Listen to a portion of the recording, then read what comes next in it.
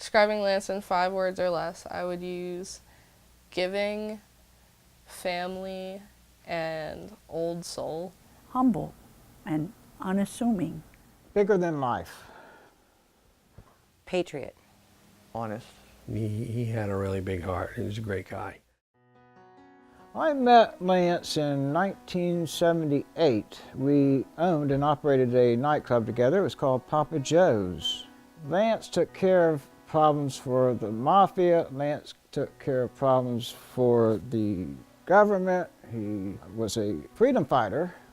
After his conversion, he was totally into Christ, and he was a warrior for Christ. He was a missionary that actually started an organization called Recovery Ministries.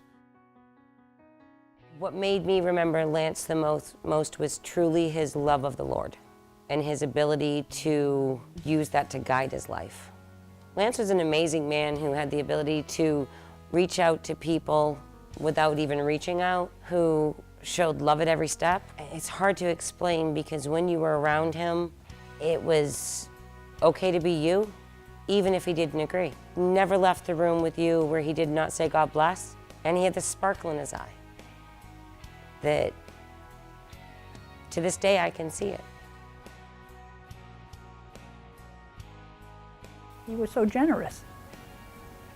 Anything my refuge needed, you just had to mention it, and the next thing you know, he'd find it somewhere, whatever it was. If there was a volunteer needed for anything, Lance was there.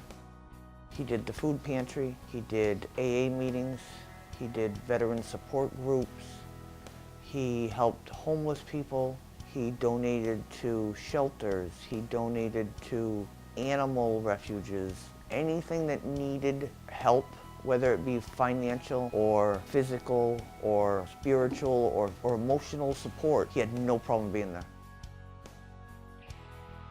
Even if I can't directly pinpoint what he did or how exactly he inspired me, it was always to be a better person and to do art too, because he always painted, even if he didn't have the best materials.